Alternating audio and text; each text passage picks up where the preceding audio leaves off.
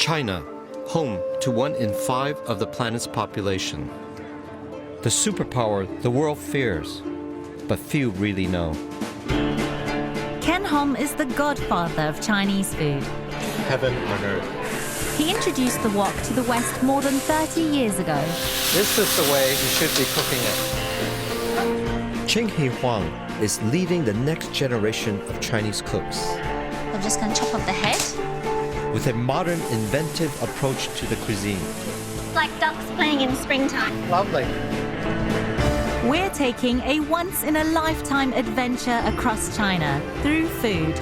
Rabbit head. Shall we try one? To delve into its heart and soul. Bang it. Pull it. Food is the best way to explore Chinese culture because we really live to eat. It's an epic trip. 3,000 miles from the megacities of the East to the forgotten villages of the Wild West. It's like we've been back to the time of Genghis Khan. She's just decapitated it. We'll uncover the familiar, the secret, and the surprising. Wow, I've never seen that done before. Cook simple and delicious dishes. That is my Sichuan sausage. And reveal the secrets of China, old and new. It's like a journey that I've always dreamt about, but in a China I've dreamt about.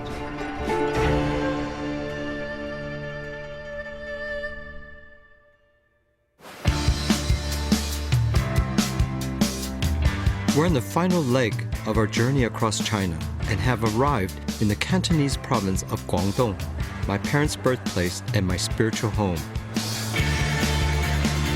I was last here in 1989 in the summer, and for me it's exciting to be here because I can understand what everybody's saying. I can't wait. I really can't wait. It's first time in Guangzhou.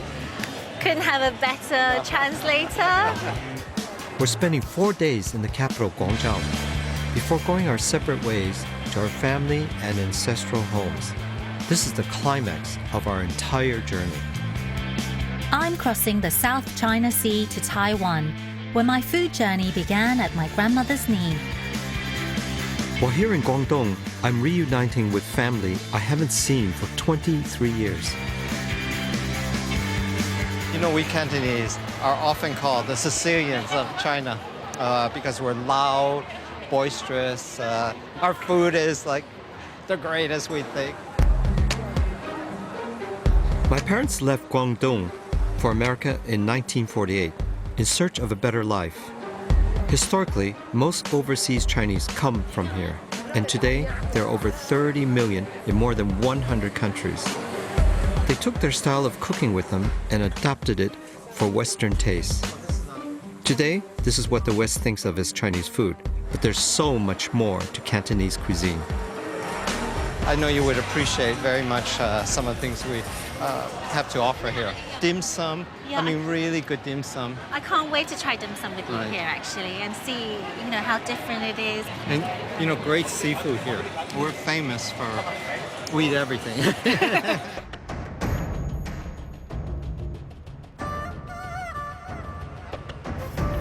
Guangzhou is home to South China's largest fish market. Everything's in tanks, Fish, everything's alive. fresh, live. I mean, we're obsessed with that. The variety here is incredible. Wangsha Market is open 24/7 and sells 600 tons of seafood every day. Wow, oh my gosh, that's giant prawns. That's a spiny lobster. That's beautiful. Look at all the coloring. Yes. The food is so familiar to me versus other places I've been to in China. And coming here to Canton, yeah, this is where my culinary soul is.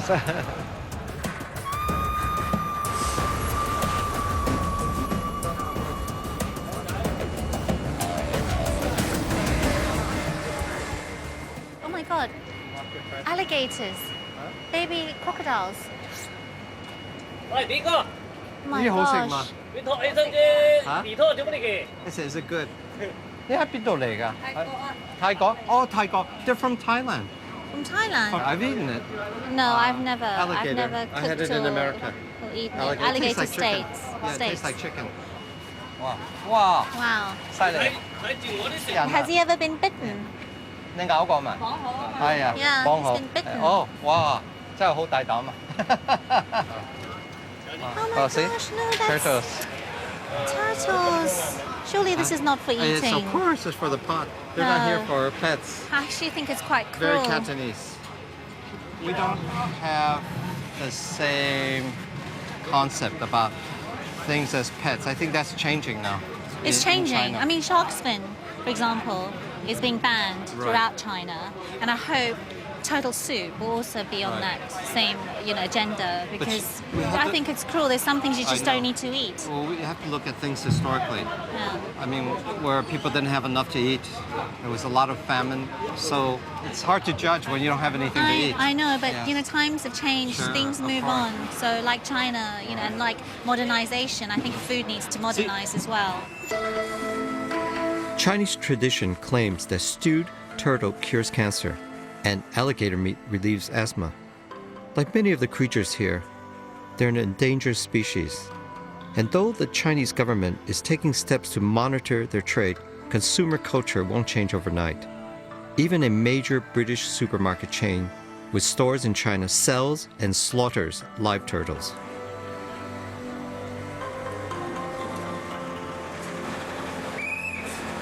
We're at the market to shop for more conventional fare, like these super fresh razor clams. See, you don't know whether they're alive or not because they're open. The meat is just oozing out of the shell. Normally, with mussels or scallops, the shell's got to be firmly tight. So the way you can tell it's fresh is if you kind of touch them and if they squirt water out. There, see? These are good. These are good. These will be good eating, right? Right. Well, these should be really sweet and delicious. So I think that's enough. The Cantonese like everything straight from the sea. I've got my eye on some fresh scallop. They're beautiful. We Cantonese believe in never gilding the lily. In other words, when your ingredient is so fresh, what you want to do is highlight it. The Cantonese prize their palate as one of the finest in China simply because all our food is unadorned, simply because it's so fresh. Freshness to us is like the El Dorado.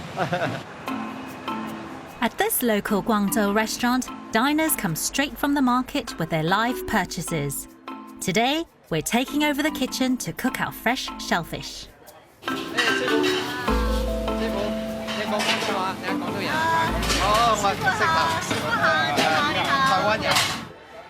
I'm cooking steamed Cantonese scallops with chili, spring onion, and garlic. It's a quick and easy dish, but the skill is in the preparation of the scallops. To open them, hold the round side down and run a flat blade along the inside. You have to really pry them open. That's how you know they're fresh. Separate the shell and wash to remove the dark membrane, leaving only the scallop and the roe. They're now ready for the pot. Yeah, steaming is the best way to actually cook this kind of food because it's the freshest and the best. I'm just preparing the chilies. These are mild chilies. Cantonese do not like really strong chilies like in Sichuan. They don't want the freshness of the seafood to be crushed by strong seasoning. And just a lot of spring onions and that's it. Perfect. Just a few minutes. Next, pour hot oil on the spring onions and chilies. Then add a good splash of soy sauce to bring out the flavors. It's very Cantonese because it's steamed and minimum amount of seasoning. Yeah. Great. Good. Can I try one? I love the way that you put coriander in there. I just love it. I love the flavor of coriander.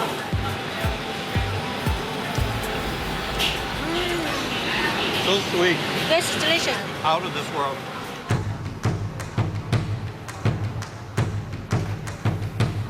I'm making a quick stir-fry with razor clams, using traditional ingredients of chopped spring onion, chili, and some garlic fried in oil. It's very rare they see a woman in the kitchen like this. Because usually women never do walk. Women don't do walk. As in all Cantonese cooking, the main ingredient is plunged into hot water to remove the impurities. Remove the clams and reintroduce the seasonings to the hot wok. Add the shells with some rice wine and a good pinch of salt. They're ready in just a couple of minutes. A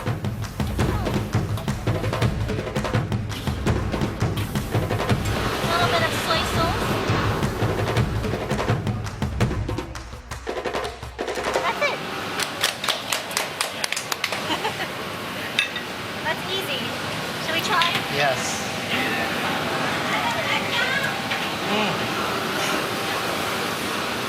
Perfectly cooked. Good? Like it? Yeah. Unbelievable. And you did it perfectly Cantonese, which meant the seasonings were not overwhelming. Everything really matches the freshness. Thank you, Ken.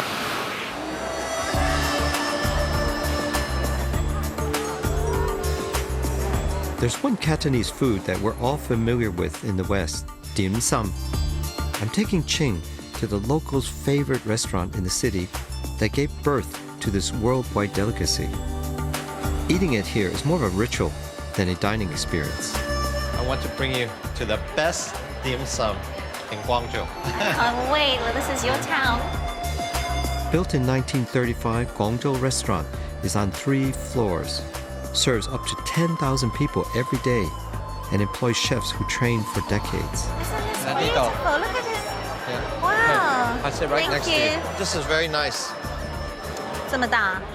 Hello, 你好。我哋點啲點心有乜點心？What kind of things do you like? Some restaurants offer customers pre-prepared dishes, but here, everything is cooked fresh to order.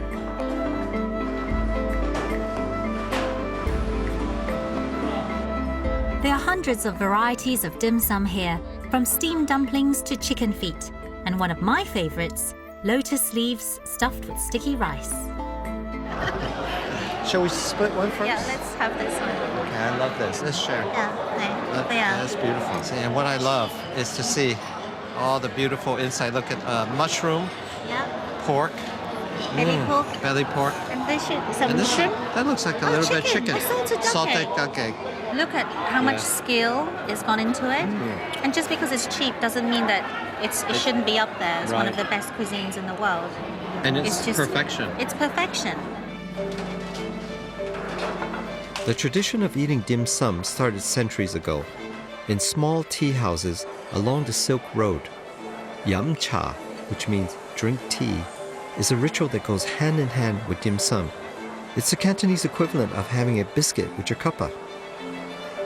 Here, where tea is considered the elixir of life, granting the drinker eternal youth, this part of the tradition is taken very seriously. Now she's going to make the tea for us. You can see it's the ritual she had rinsed it before. There's also a Cantonese etiquette when taking tea. No, it's always the duty of the younger one to pour tea thank for you. the elder. You know, we always say thank you, especially in Cantonese like that. Tapping the table is the polite way to say thank you for having your teacup filled. Bending the fingers symbolizes kowtowing or bowing as a sign of respect.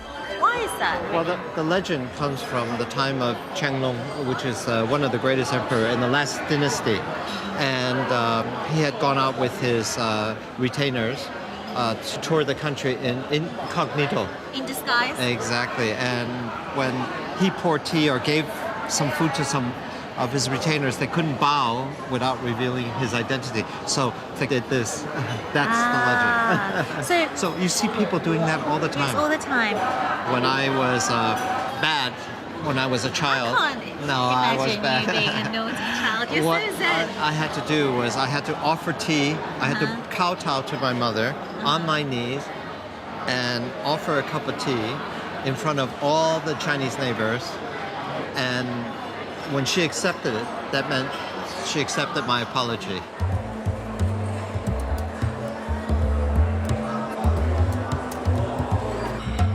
This restaurant is very popular with locals. Hello, 你好，我姓譚，你貴姓？你姓廖啊？我姓廖。Friends Lu Liang and Lao Chaoguang are its most loyal regulars. 你長期喺呢度食，你嚟呢度食50年我飲咗50年啦。你呢度乜都食過晒啦，係咪？啲點想 she through the menu. I said 50 years I can eat through the menu. She knows the menu off by heart. 屋企煮餐啊，係嘛？係啊，it's of course it's better than cooking at home. I don't want to deprive the restaurant of its best customers, but after 52 years cooking for celebrities, presidents, and royalty, I'm certain I can persuade them to try some authentic home cooking. While Ching takes a break, I've offered to prepare a meal for them at Mrs. Lau's house. And I thought, okay, that's a good opportunity for me to actually make sweet and sour as we Cantonese make it, which is the real thing. I've come to the old Bao Hao Road to buy ingredients for my sweet and sour pork. Guangzhou is in China's wealthiest province. Thanks to manufacturing, people here are among the country's highest earners. They demand quality and variety in their food. And in this market, you can buy almost anything. Live frogs. You know what we call live frogs? Chicken of the fields. You know, there's a famous saying that we Cantonese eat everything on 4 legs except the table, anything that flies except an airplane. Oh, this would be nice to put in sweet and sour. It's very unusual. Mangosteen. Mangosteens are a South Asian fruit with a sweet, tangy flesh, which makes them ideal for this dish. I got mangosteen and some pear apple. I learned how to cook sweet and sour pork from my Uncle Paul, who had a restaurant in Chicago's Chinatown. He taught me which cuts of meat to look for. 最南係邊隻？最南係邊隻？係呢個南啊？呢個南啊？I'm using the most tender part of the pork, not the belly that needs more cooking, but a piece that I can stir fry very quickly and then toss in a sweet and sour sauce. Mrs. Lau is retired and lives in the commercial district of Guangzhou. It looks like word of my visit has spread. Mrs. Lau has invited the entire neighborhood. That's a Chinese Buddha. Chinese Buddhas are always fat.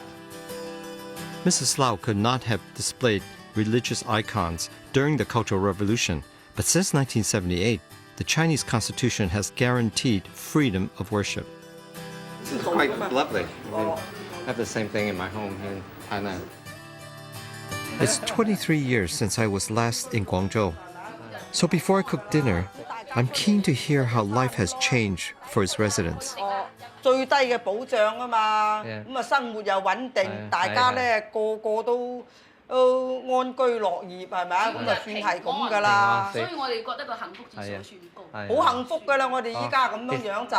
It's beautiful. They said we're so happy because we have stability and peace. We can eat things. We can do what we want, and for people who are retired now, we don't have to worry about instability in society. We can go out and walk, whatever. We are not afraid to be mugged. Food is abundant. She says, great. We've never had it so good. She says that the level of happiness is incredibly high. Before, even if you have money, there's nothing to buy. You have to queue up to buy nothing. She said you couldn't buy anything. And she said, we have such peace and we can buy anything we want, we could eat. She said, now we worry about getting fat. We're not worried about not having enough to eat, but getting fat. You couldn't buy anything. It was like wartime. For dinner, I'm making an authentic sweet and sour pork. Nothing like the sugary, glowing red version available in the West.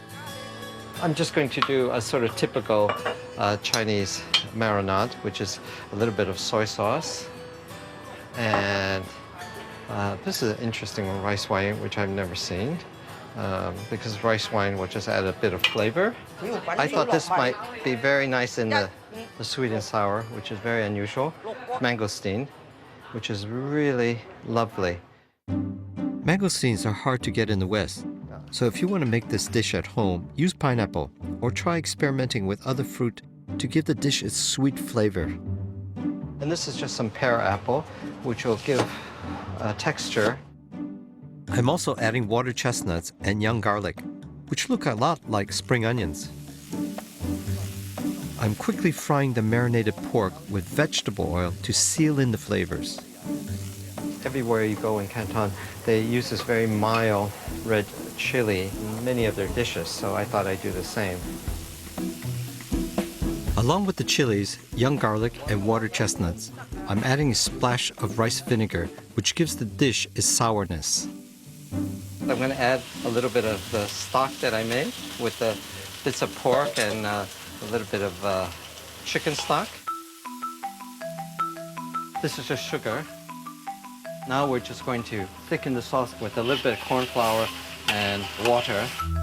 After a quick taste, add the fruit. Asian pears, pineapple, and mangosteen, followed by the pork. She said, I look good. She said, you're a bright boy. I said, nobody's ever called me a boy for a long time. I love it. 西同埋中式之間。 They said the flavors are really nice. A bit of East meets West. She's right. 就係菠蘿多。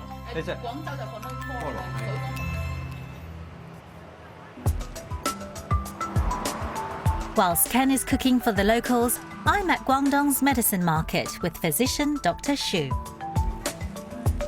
I've been traveling for so long and I'm really tired. So what can I take that's going to lift my spirits and, boost my energy? She's going to help me make an energy-boosting tonic before I travel to Taiwan to see my family. Yeah, I can introduce a kind of soup. Okay. It's a black chicken, I think. I can cook it in my home for you. Oh, that would be wonderful. Yeah. Thank you. Dr. Xu's a practicing gynecologist, but like many Chinese doctors, she combines modern and traditional medicine. There's a big history and there's over 13,000 different herbs. Is that true? Yes, that's right. To go with the chicken, I need some fruit to help boost my immune system. The goji. This is the goji. Yeah, everyone in the West knows goji berry. I love this, just steeped in, with some tea. My mum always says, drink this because it's good for your eyes. Yeah, it's good for eyes. For eyes, yeah. And it tastes sweet, almost It like tastes a little bit sweet. yeah. So we're going to get just a small handful of the goji berries. Now this is going to go into this stew with black chicken and dang gui. Dang gui is the root of a plant which we know in the West as angelica. It's supposed to help circulation. Apparently this is the best herb for women. It's going to keep all the organs down there working. With all the key ingredients in the bag, Dr. Xu takes me back to her home to make the soup. As Guangzhou has developed, so has the housing market. Now many young, successful Cantonese live in modern apartments like this. Did you buy that from the market? Yeah. The black chicken we're cooking doesn't just get its name from its feathers. It's black on the inside too, from the skin and meat right down to the bone. Black or green. I haven't seen black skin chicken in the UK, but I know that you can buy it from some Chinese supermarkets. I think they're frozen. Yeah. It's been used in Chinese medicine for over 1,000 years, and today it's considered a superfood because of the bird's high levels of antioxidants. In Chinese medicine, it's believed the body has two energies, yin and yang, which should always be balanced. in its simplest form. Yin is very cooling, yang is very fiery. Yeah. So if you're tired, you're stressed, you know, you're not feeling well, your body's probably thirsty. if you feel thirsty, you're probably very yang. Yeah. Too much yang. So Yeah. you need to eat cooling foods like yin It's a food little bit cool. to balance it. So the chicken inherently is yin, but the ingredients we'll be putting will have different properties, right? Yeah, but the ingredient we put in is all the ingredient to enhance the yang, so Okay. it's a balance. There's got to be some science in it because whenever anyone feels ill in any culture, they go for the chicken soup. Okay, so we've got the goji berries, and then this is the dangui. We also picked up something else at the market, which is full of vitamin C. Dried Chinese dates. Yeah, Jujube. it's jujube. So just put straight into the water, yeah? The ingredients go into the pot to boil. It's got that dangui smell. I was expecting to eat the chicken, and she's saying no, Cantonese-style tonic broths, you don't eat the actual meat. After boiling for about an hour, it's ready. And in true Cantonese style, we garnish it with spring onions and coriander. Hey, bon appetit. Thank you for this. This looks very healthy, very clean.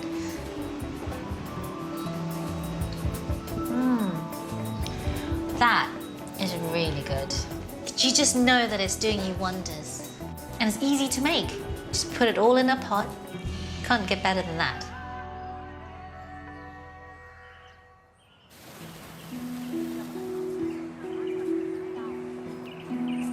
Before I visit my father's family tomorrow, I'm taking a walk in the city's old colonial area, Xiamen Island, which is where my parents did some of their courting.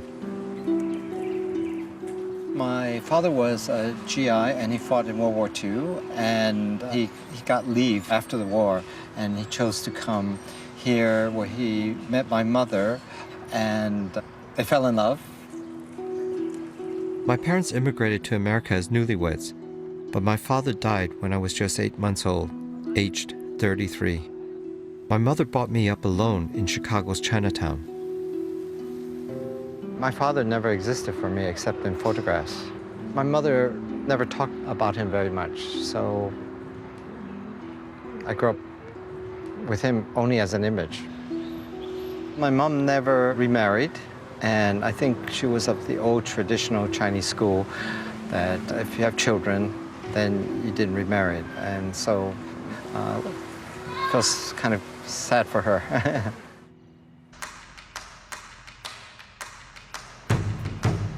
Apart from my father and me, my mother had two other great loves in her life, the game of mahjong and Cantonese opera.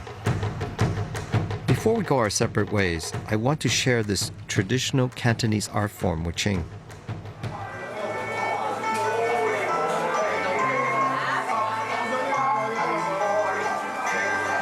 Cantonese opera dates back to the 16th century and had its heyday in the 1920s. Today, a few Guangzhou restaurants put on daily performances. It's kind of surreal because I feel like I've just come to a restaurant, but they're performing. It's really beautiful though. I really love the costumes. And it's very old-fashioned. You see, most of these people are of a certain age here. They're not working, they're probably retired. Before widespread education, Cantonese opera taught morals and messages to its audiences. Are they all based on like old legends? Yeah, legends, very famous stories, tales. It's not only what they say, it's what they're gesturing. A lot of gesturing. Do you see it comes from like Tai Chi, when they go like that too, see? That's very Chinese. Today, these performances are more like variety shows put on for the elderly and tourists. It's the aria from my mom's favorite opera. And, I mean, God knows how many times I've heard this.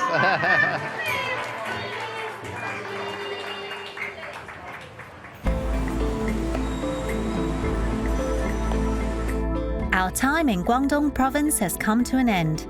Whilst Ken stays on to visit his relatives, I'm going home to see my family in Taiwan. I miss my family and I'm looking forward to seeing them.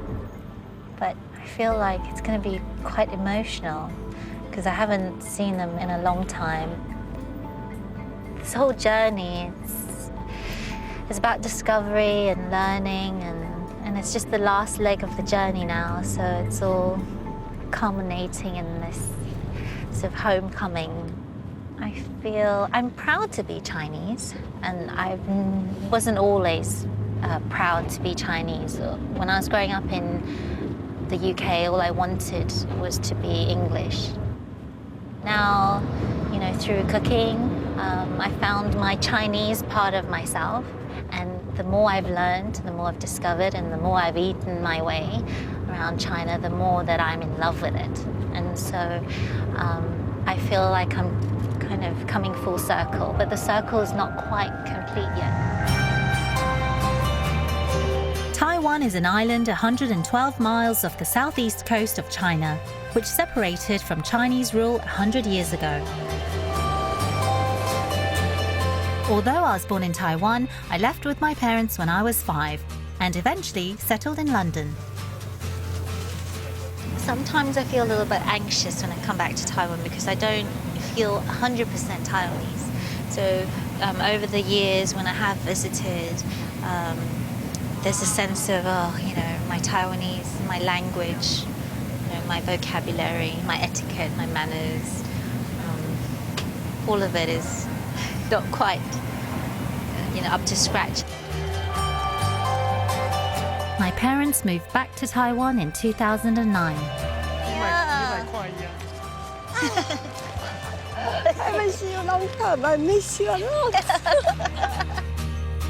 We're traveling today to the farming area of Baihe village, when my food journey began as a little girl in my grandmother's kitchen. So we're going to see my grandfather, to see where my mum and all her family grew up, and where I grew up from when I was 2 to 5 years old. And we're going to go and burn some incense for my grandmother, and then I'm going to cook for the whole family. This will be the first time I've seen my grandfather since my grandmother passed away 2 years ago. Here we are. Akong! Hey, Akong!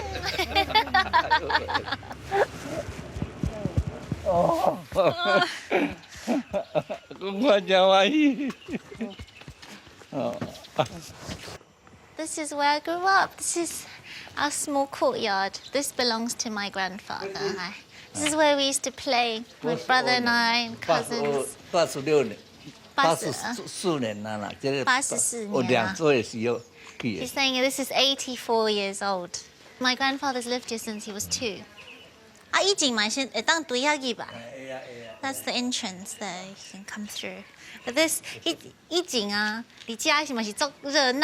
my grandmother, as well as all these great aunts, so always like sisters, and they all cooked for everybody. Today I'm stepping into my grandmother's shoes, cooking some of the dishes she taught me. And I know the family has high expectations. Everyone's waiting for lunch. Everyone's saying, when are you going to cook lunch?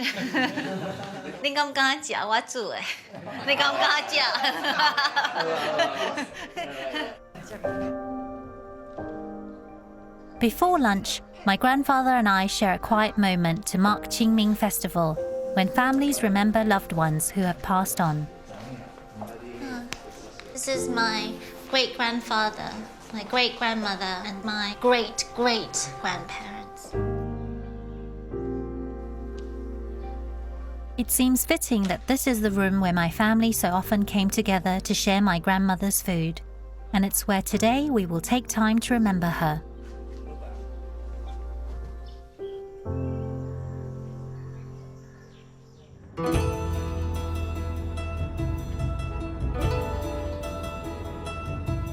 I've traveled 87 miles from Guangzhou to the city of Kaiping to spend a couple of days with cousins on my father's side who I've not seen for 23 years. I'm struck by how much this place has changed. God, I have never seen so many four-wheel drives. I think there has been a recent survey that says for the first time in China, more than 50%, half of the people are living in urban areas now instead of in the countryside. That's a remarkable change when you think that China has always been at least 80 to 90% peasants.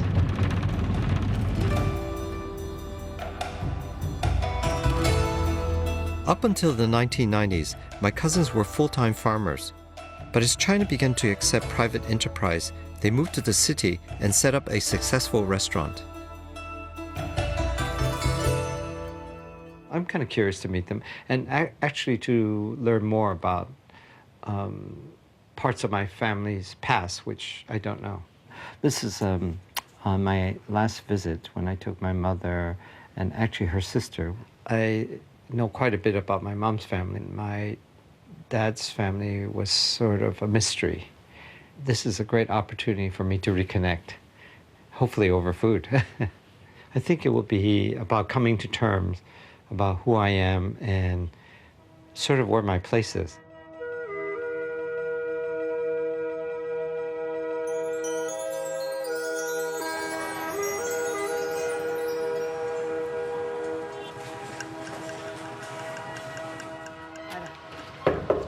Hello. 哎呀，好耐冇見啦嚇，葵涌冇見，你好啊嚇嚇，好耐冇見啊！誒呢個我唔識，我唔識。Hello，你好你好。好幾年啦係嘛？幾十幾年咯，誒，識中文啲話可能識。係啊，話識。當時話咪叫我求我話呢個學士要唔識中文，中文唔識嘅。呢啲。大女，佢藝女男女，我哋未見過，未見過係啊，未見過。喂，你都未見過嚇？未見過。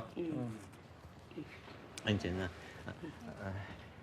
你同阿媽教我啲嘢，好。哦，係啊，阿媽。好啲阿叔。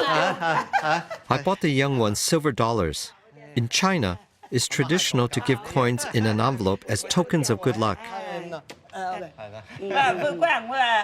三個孫就愛學嘅揾佢，我希望佢幫我，按個班佢出嚟都學習呢個知識。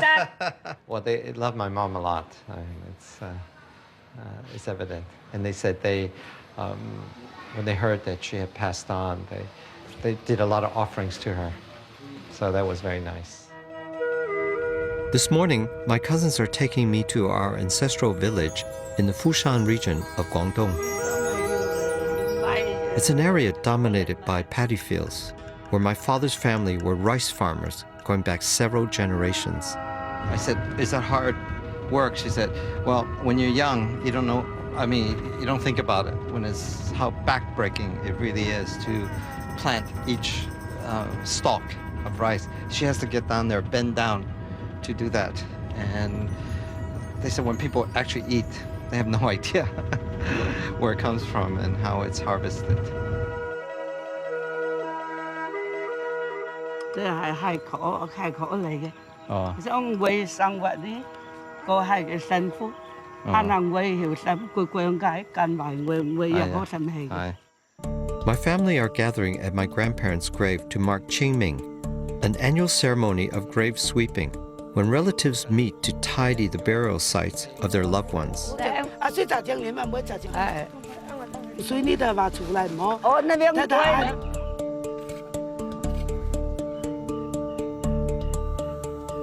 Traditionally, it's believed that the spirits of the dead will look after their living family if they're offered gifts of food and fake money to keep them happy in the afterlife.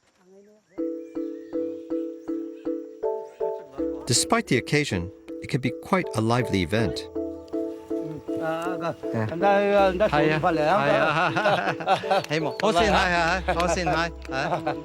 It's very different, our attitude. If you think of something like this in the West, it's very somber. Nobody would think of this is almost like a picnic here.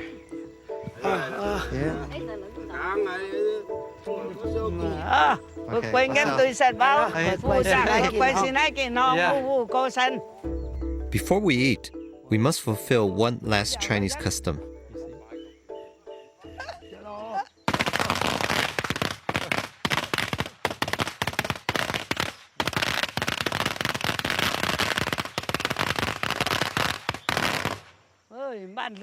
Wow.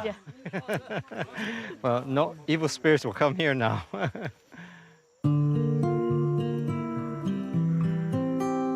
I grew up. This is my grandmother's kitchen. This is the big wok, because this is how much, to feed a whole big family. 猪长哎. And I sit around watching all this. I remember at that height.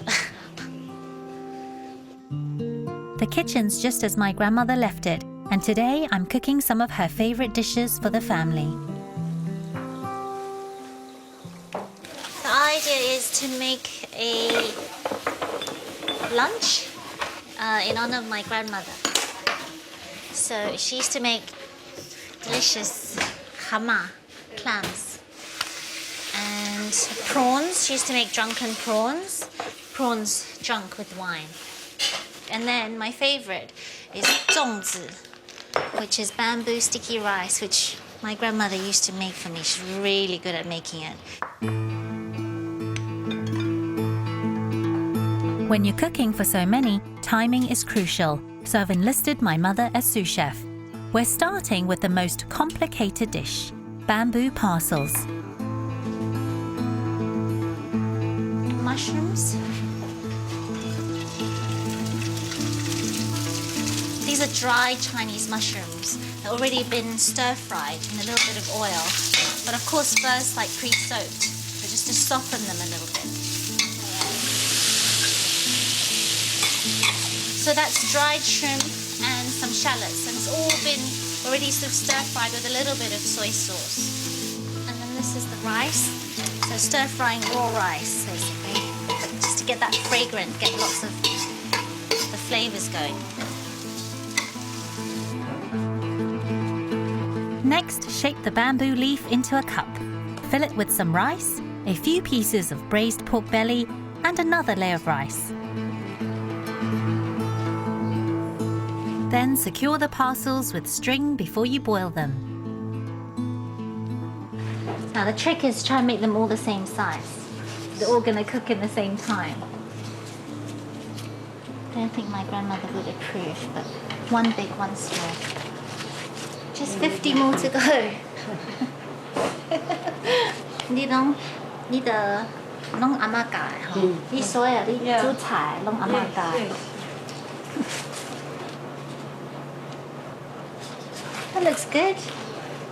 And then what we do, we cook it. We're going to boil it. 全部黑了嘛。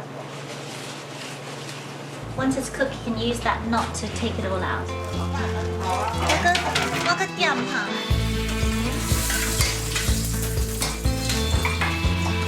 I think I'm going to start with the prawns first. Next, I'm making one of my grandmother's signature dishes, drunken prawns. Get the wok nice and hot, add the prawns, a little ginger, and a good splash of rice wine to get the shellfish nice and tipsy. My grandmother used to make drunken prawns for us when we were growing up. Really tasty.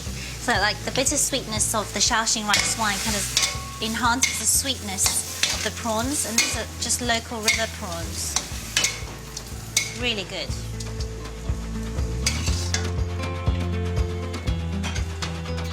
My grandmother's speciality was seafood, so I'm making another of her favorite dishes, fresh clams with Chinese basil, soy sauce and rice wine. And we just keep cooking until a lot of the shells have opened up.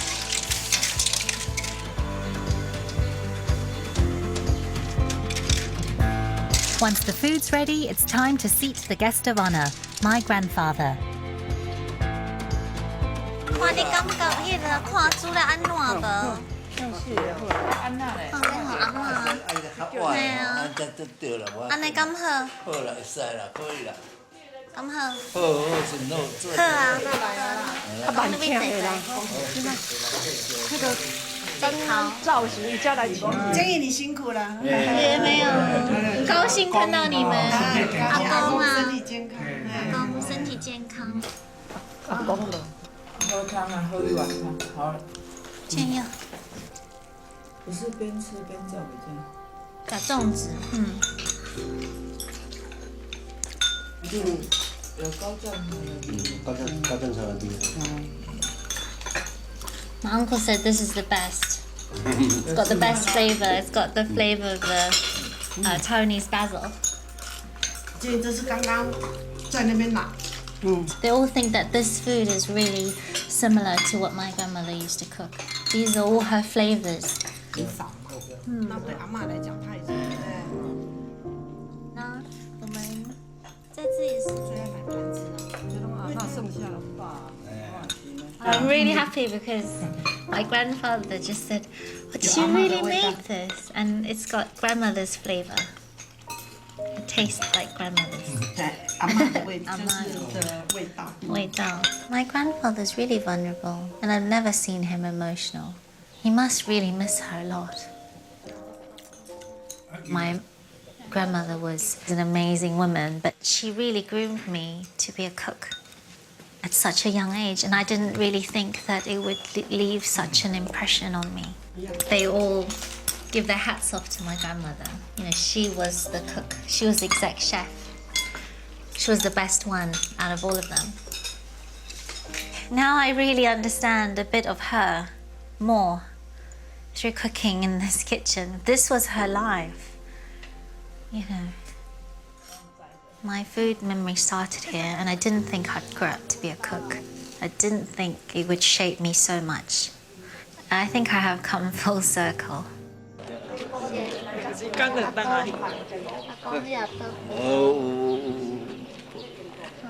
你先聽個用。快點拍你啦！做料，你做做料。有，好十錢做料，好多得。好，再見。再見。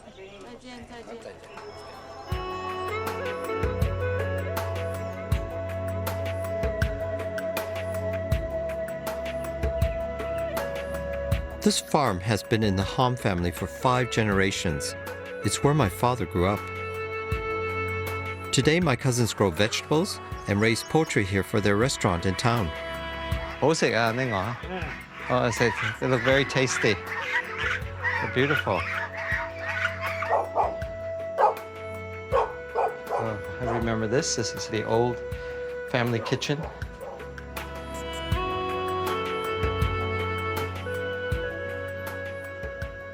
Japan? 我嘅媽，佢嘅爹。咪啱啱我向你媽媽講要話，以前嘅糯米劇嘅時候能煮一台。你嘅老豆佢話奶都唔變。講，喂，我講。This is a revelation. She said that when my mom laid eyes on my dad, it was love at first sight. Nobody else she would even be interested in. There's a revelation. Because my mother told her. 因為你阿媽成日同我講話嘅，佢好似一講我人嘅。佢話我要翻嚟向我呢嘢，因為我媽佢唔係成日好講啊，佢嘅人好定啊。係咯。After grave sweeping, there's always a feast. And on this occasion, we're cooking together to celebrate my homecoming. This is what we call a family affair. Everybody pitches in, do their thing, and help. Because if we don't do that, we're not going to be eating. Everybody wants to eat. My cousin is going to make his signature dish, which I never had, which is sweet and sour goose. The goose is fresh from the farm. Once it's coated in soy sauce, to give it color and flavor, my cousin deep fries it. What that does is it seals the skin so that when he cooks it, the whole thing doesn't fall apart. He's braising it in a thick sauce made of rice vinegar, Chinese tomato ketchup, cane sugar, and salted preserved plums to give it the sweet and sour taste. Then he covers it and slowly simmers it until it's done. In 1 hour. While it cooks, I'm making bitter melon with black bean sauce. This is a great thing about cooking like this. The family all chips in and helps you do the prep, which is great. I love it. This is bitter melon. It's quite delicious, and you can actually get this fresh everywhere now. It's Chinese supermarkets, and you need to take out the inside. It has a bitter quinine flavor. 你中意福廣嘛？你中意係福廣嘛？中意yeah. She likes it, but I'm cooking this because my mom used to make it often. I used to walk into the door, and I would hear the wok sizzle, and I would hear all the food going into the wok. And so by the time I washed my hands and everything, the food would be on the table. In a few hours, we're going to have a feast here.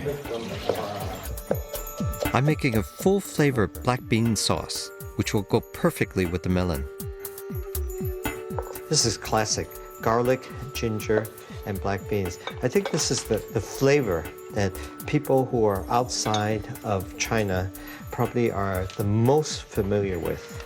These are the famous black beans the world loves.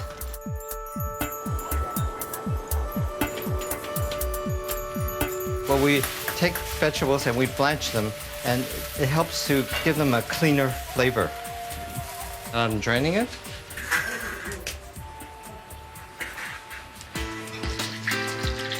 Garlic, ginger, and the black beans.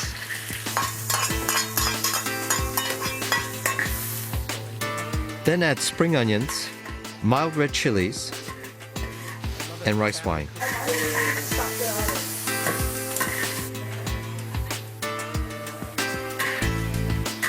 Next, add the bitter melon pieces and a splash of water to tenderize them.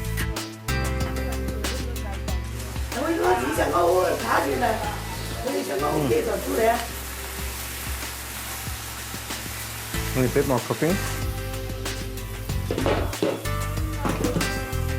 Just a little bit of sesame oil. That gives a nice sheen to that. My cousin is serving the goose in the traditional way, chopped. Tell me if that's not beautiful. Okay. Oh, 過去做啦，做係啊。所以人醃嚟一斤。入嚟下啦。啱晒晒。They're all having a little booze.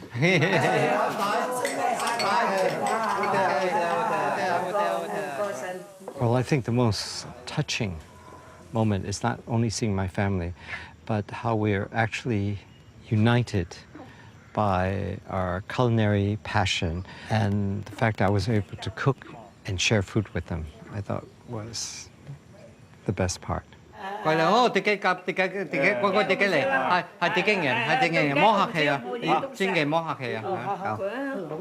This is absolutely beautiful. Wow, What I've learned in Kaiping is a little bit more of my family puzzle. I learned more about my mom and dad meeting and how it was love at first sight. I thought that was quite touching. In many ways, I felt she more or less sacrificed her life for mine. But still, hearing that, she did have some moments of happiness.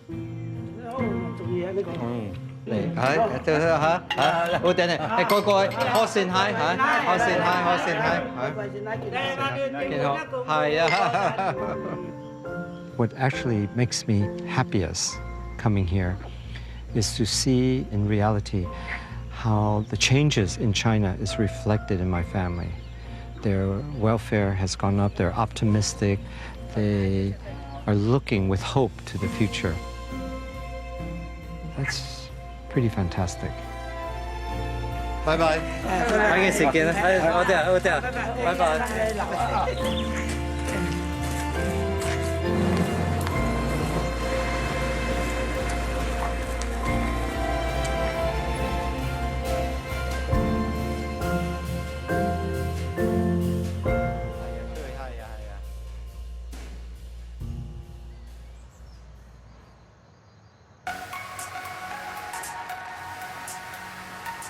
After 5 weeks and more than 13,000 miles crossing China, Ken and I reunite for our final dinner in Hong Kong.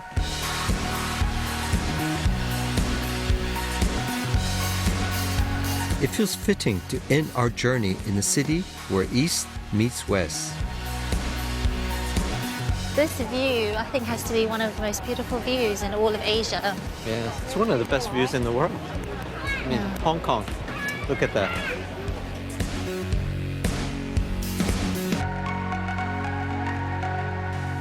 I've learned a lot on this trip. Actually, before coming, I actually wanted to experience most of the cities because I'm a city girl at heart. But going back to the roots, the basic roots, and going back to the countryside and learning from these farmers, you know, life is tough, it's not easy, and the way they live with such dignity really touched me. They put their food on the plate and it represents them. And they cook for us and they share with us and they're giving a bit of themselves to us. What is amazing is how China has changed in such a short period of time. I mean, growing up, I saw China as being very poor and not enough to eat and that sort of thing. It's transformed to this second economic power in the world. And its food is like that too. Because 25 years ago when I went throughout China, I was disappointed in Chinese food. Nobody cared about it. There was no passion. Now, every place we've been to has been a more than pleasant surprise. Through food, we've been able to get beneath the skin of China. Unrecognizable. It's like the new frontier. We discovered a country that has emerged from the trauma of the Cultural Revolution. It's like a human epic. He's gone through all this hardship to arrive, and I think he embodies very much what China is about, looking forward. Yeah. The food culture that was in danger of being lost has been reinvigorated. Hands down, she's dumpling master of Beijing. China is reveling in its newfound freedom. You have these very small families that are starting businesses like this. And who knows, maybe in the next 30 years, there'll be a gigantic corporation based on this family recipe. Even in the face of sweeping modernization. I actually didn't expect this. Like a mass construction site. Ethnic minorities are preserving their traditional cultures and cuisines. Who needs the hand? The eldest here. No, thank you. There's some Chinese tradition I don't like. Across China, home cooking is alive and well. I've never done it like that before. It's beautiful. I'm learning so much. While in the megacities, Chinese cuisine is reaching new heights. This is not like sweet and sour you ever see anywhere. It looks like a work of art. It's been a deeply personal journey that has helped us to understand more about our relationship with our homeland. It's all about our food. We're united by how we eat and how our passion to eat is so important. And that's a recurring theme I felt throughout wherever we went. It's the essence of who we are. To China, its people, its cuisine, to its hope and to its future. Cheers.